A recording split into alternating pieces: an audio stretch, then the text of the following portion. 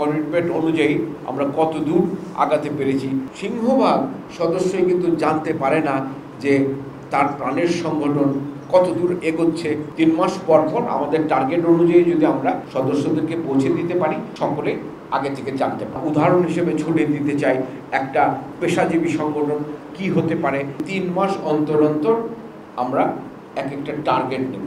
তো আমাদের যে দায়িত্ব গ্রহণ করেছি আমরা 2025-27 কার্যকরী কমিটির যে সদস্যরা, তাদের ঘোষণাই ছিল যে প্রতি 3 মাস অন্তর অন্তর আমরা একটা টার্গেট নিয়ে সেই টার্গেটটা ফুলফিল করেছি কতটুকু সেটা আমাদের দর্শক, আমাদের যে সদস্যরা আছে তাদের সামনে আমরা তুলে ধরব। আপনাদের যারা প্রেসে আজকে আমার সামনে উপস্থিত আছেন, ইলেকট্রনিক মিডিয়া এবং নিউজ মিডিয়ার যে সাংবাদিক ভাই বোনেরা এখানে উপস্থিত আছেন,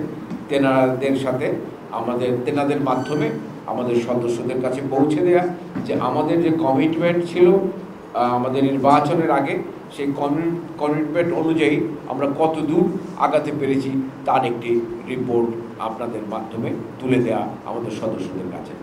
সেই অভিপ্রায়ে আজকে একটু দেরি হয়ে গেল, মাঝখানে কুরবানি ঈদ গেল, মাঝখানে তার আগে রোজার ঈদ গেল, এই সমস্ত কারণে একটু দেরি হয়ে গেছে। তো আমরা আশা করছি আগামী 3 মাসে আমরা যে টার্গেটটা নেব সেই উপলক্ষেও আরও এরকম একটি চুক্তি স্বাক্ষরের অনুষ্ঠানে আরও নতুন বন্ধুদেরকে নিয়ে, আরও নতুন সহযাত্রীদেরকে নিয়ে আপনাদের মাধ্যমে আবার আমরা আমাদের যে সদস্যরা আছে তাদেরকে আমাদের কার্যক্রম সম্পর্কে অবহিত করতে পারব। তার মানে আমি বলতে চাচ্ছি, একটি সাধারণ সভায় 1 বছর পরে বা 2 বছর পরে একটি সাধারণ সভায় আমরা সাধারণত আমাদের রিপোর্টগুলি পেশ করি যে আমরা এই করেছি সেই করেছি। তাতে হয় কি, সাধারণ সদস্য যারা আছে তারা অনেকে যারা উপস্থিত থাকেন বা সংশ্লিষ্ট থাকেন বিভিন্ন কার্যক্রমে, তারা যোগাযোগটা রেখে থাকেন, তারা হয়তো অনেকে জানেন, কিন্তু সিংহভাগ সদস্যই কিন্তু জানতে পারে না যে তার প্রাণের সংগঠন কত দূর এগোচ্ছে বা তারা যে কথাগুলো বলে নির্বাচনে অংশগ্রহণ করেছিল এবং একটি নতুন কার্যকরী কমিটি গঠন করলো, সেই কমিটি কত দূর যাচ্ছে, কি করছে, এই সম্পর্কে ওয়াকিবহাল থাকে না।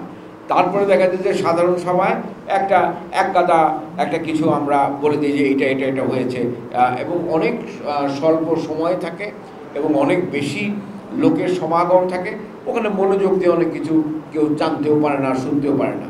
এখানে যে চুক্তিগুলো হচ্ছে সেটা যদি আমরা প্রতি 3 মাস পর পর আমাদের টার্গেট অনুযায়ী যদি আমরা আপনাদের মাধ্যমে, এই প্রেসের মাধ্যমে যদি আমাদের সদস্যদেরকে পৌঁছে দিতে পারি, তাহলে এর কার্যক্রমটা আমাদের সংগঠনের যে মোবিলিটি, এই মোবাইলিটি সম্পর্কে সকলে আগে থেকে জানতে পারে।